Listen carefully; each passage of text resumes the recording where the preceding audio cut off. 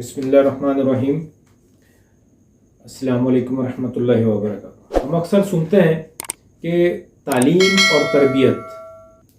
और तरबियत के हवाले से हमने बहुत सारे जो है वो लेक्चर्स सुने हैं, बहुत सारी बातें सुनी, बहुत सारी किताबें भी पढ़ ली और हमें ये पता भी है कि तरबियत होनी चाहिए। तरबियत से ही जो है वो कौम बनती है, तरबियत से ही लोग जो है वो अच्छे इंसान भी बनते हैं।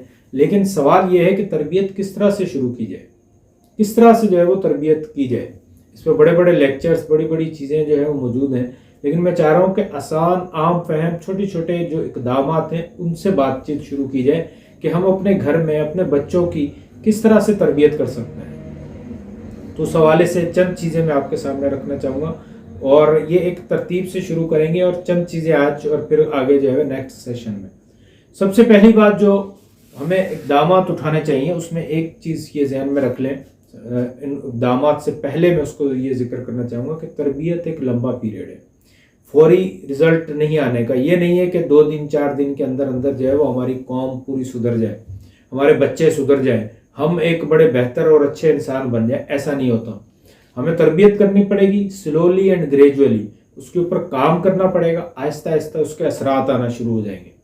जैसे आहिस्ता आहिस्ता जो है वो हम तरबियत से निकलते चले गए और बुराइयों की तरफ बढ़ते चले गए, ऐसे ही जब वापसी का सफ़र शुरू होगा तो वो भी आहिस्ता आहिस्ता ही होगा। तो सबसे पहले घर से तरबियत का आगाज़ करें और उसके लिए सबसे ज़्यादा जो है वो सब्र की, पेशेंस की जो है वो बात होगी कि सब्र के साथ और इस्तक़लाल के साथ, साबित कदमी के साथ जो है वो हमें इस पर काम करना होगा, मुसलसल काम करना होगा और हौसला और सब्र रखना होगा। तभी जो है वो हम इसका रिज़ल्ट हासिल कर सकेंगे। तो तरबियत के हवाले से सबसे पहली बात जो है वो हमें ये बात करनी है कि ये देखें कि आम लोग जो है वो गुफ्तगू करते हैं, हम भी गुफ्तगू करते हैं, लेकिन इस गुफ्तगू को कैसे बेहतर बनाया जा सकता है। यानी पानी पीते हैं, पानी पीना ज़रूरत भी है, पानी पिया भी जाता है, लेकिन हम वो कौन सा तरीका अपनाएं कि पानी पीने से हमें ज़्यादा से ज़्यादा फ़वाइद हासिल हो सके। जैसे रात को सोना है, जब इंसान थक जाता है सो जाता है, लेकिन सोने का ऐसा कौन सा तरीका अपनाया जाए, किस तरह से सोया जाए कि वो सोना जो है वो हमारे लिए, नींद जो है वो हमारे लिए और बेहतर हो जाए। तो सबसे तरबियत के हवाले से सबसे बुनियादी चीज़ जो ये है कि हम उसके ऊपर गौर व फिक्र करना शुरू कर दें। अपने बच्चों के साथ बैठकर हम बातचीत करना शुरू कर दें, बच्चों को इस तरफ लेकर आए कि देखिए अब बात करना है, गुफ्तगू करनी है, तो गुफ्तगू का बेहतर अंदाज कौन सा होना चाहिए, ये सवाल रखें। अपने आप से भी करें, बच्चों से भी करें। अब बच्चे जो है वो उसके ज़्यादा जो है वो जवाबात देना शुरू करेंगे। जब जवाबात देना शुरू करेंगे तो उसमें से फिर हम कहें कि अच्छा ये तो बड़ा अच्छा तरीका है, चलें इस पर अमल करना शुरू कर दें। इसी तरह से ये कुछ पॉइंट्स जो हैं, यानी गुफ्तगू के हवाले से बात करें, चलने फिरने के हवाले से। बाज़ लोग आपने देखा होगा कि वो पैर घसीट कर चल रहे होते हैं, तो वो कितना बुरा लगता है।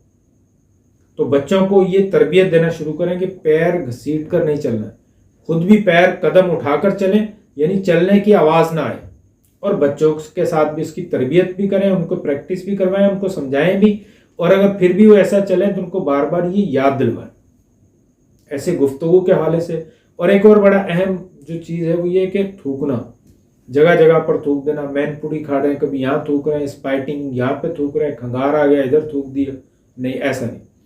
खुद भी इसका ख्याल रखें कि बच्चों के सामने भी ना थूकें और बच्चों को ये बताएं भी हमें जाकर डस्टबिन में, वाश बेसन में, वहाँ जाकर उसको थूकना है और उस पर पानी बहाना है। ऐसे नहीं कि हर कोने में जो है वो पान की पीक पड़ी हुई है, डस्टबिन बड़ा रखा हुआ घर में और पूरी खा रहे हैं, सब बैठे हुए और वहीं थूक रहे हैं, पीछे पीछे कर रहे हैं, ऐसा नहीं।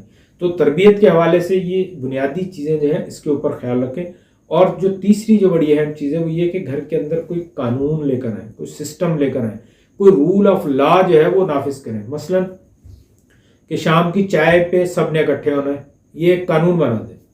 खाना, रात का खाना या लंच या डिनर या नाश्ता, कोई एक वक्त का खाना तीनों रखें या कोई एक रखें कि वो हमने इकट्ठे बैठकर खाना है, एक दूसरे का इंतज़ार करना है, घर के अंदर कचरा नहीं डालना है।